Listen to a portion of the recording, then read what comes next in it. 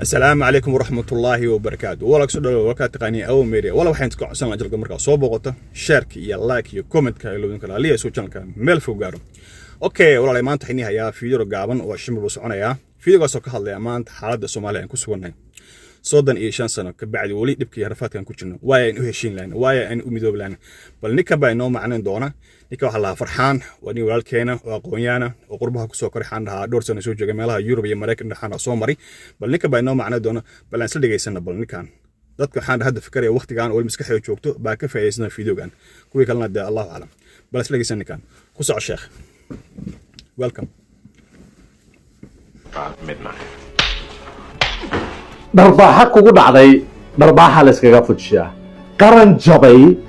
waxaad u baahan tahay inaad fahantahay qiimaha dadku inuu hoos u dhaco oo aad kor u qaadaa qofka aad tahay bal message-kan si fiican u dhageyso will put on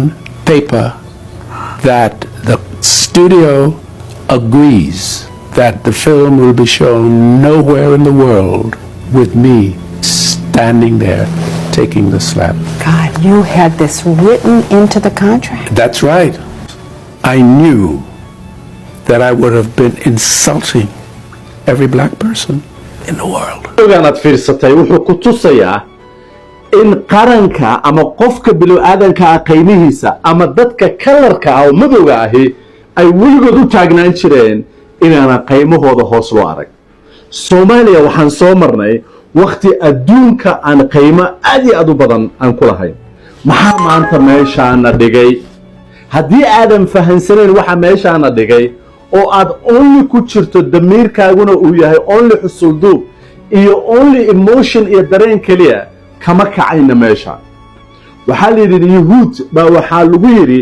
carabtii aad bay u kacsan tahay wuxuu yidhi dabcigoodu waa maalmo in quluubtoodu kacday aan waqti siino si aan uga gudanno danta aan leenahay yaanaan noqonin dad maalmaha xanuunka keliya kaca laakiin aan noqonno dad dareenkooda uu hago oo waxa ku dhacay ay wax uga qaataan haddaba waxaan kula wadaagayaa saddexdan waxyaalood oo maanta meesha aan joognana dhigtay 35 sano ayay bulshadeennu qaran la'aan ahayd sidaas awgeed dhallinyarada ama dadkii yaryaraa oo soo baxay meeshii qaran iyo qab lagu korin lahaa sida dadkii waaweynaa waxaa lagu koriyey qabiil iyo qofka in laga dhaadhiciyo reer hebel ma garan kartaa iyo reer hebel ma garan kartaa qoys hebel waxa ay noo dhibeen ama waxa ay noo sameeyeen ma garan kartaa oo ay ku danaysanayaan dad rabaay inay kuraas ku gaaraan ama rabaay inayna danta qaranka maaha danta ayagu ay leeyahay ku gaaraan number 2 waxaa noo soo kacay dhalinyaro aan aaminsanayn midnimada iyo qarannimadu waxa ay tahay iyo sida loogu sacrifice gareeyo ama waqti loo geliyo oo ay kaga weyn tahay qabyaaladda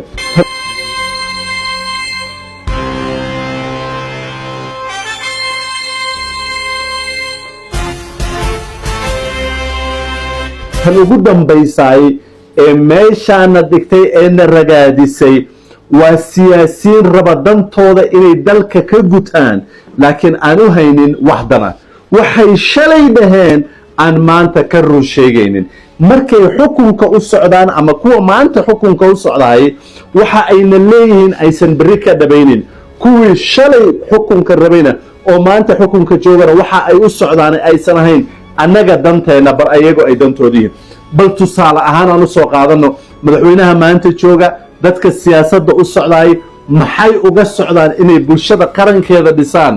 oo ay fahmaan qaranku in uu ku fadhiyo qiimo shakhsiyaadka ka weyn maxay maanta danta ay ka leeyihiin ama ay ka qaban karaan ay tahay not that much laakiin qofka waxaa u weyn inuu dantiisa siyaasadda kaga gutaay oo uu fahmaayo inta aan meeshaan fadhiya ama aan qoys ku fadhiyo ama aan qabiil ku fadhiyo ama aan qada aan qof ka bixiyo ku fadhiya iyo waxay igala weyn tahay waxa aan dalka ama dadka ku midayn lahaa haddaba maadaama ay arrintaasina ragaadisay in dhalinyarada Soomaaliyeed aan fahnaay war qabiil qofna meel ma geeyo war qarannimo way ka weyn tahay in aan u higano ama aan hoos galnoy calan goboleed ama dawlad qaran oo ay only danteedu tahay in aysan dadka midaynin laakiin ay dadka kala ququbtaay sideen u heli karnaa in aanu qaran gaarnaay qof kastoo annaga naga mida inuu qaluubtiisa ka dhaqo uu dhaha waxaan u baahannahay midnimo inaan raadino annagoo kala duwan anigu qaran baan rabaa anigu dowladnimaan rabaa anigu shacabka Soomaaliyeed oo midaysan baan rabaa dulqaad inaan samayno annagoo kala duwan dareenkeena inaan midayno annagoo waxyaabaha qaarkood ku kala duwan and that's waxayna siinaysaa meeshaan joogno iyo meel ka fiican inaan tagno not only inaan gurina dumino gurina celebrate garayno not only inaan shalay waxaan dhahaynay maanta aan leenahay micno ma samaynayo not only inaan qof ula safano waxa uu annaguna siiyey ama mid kale aan ula safano waxa uu noo ballan qaaday laakiin inuu qofku uu dhaho ruuxdaydii ama dadnimadeydii ma joogtaa aan ula midoobi lahaa bulshada Soomaaliyeed dulqaad u muujin lahaa danta guud uga shaqayn lahaa aniga oo aan cudina i gadan karaynin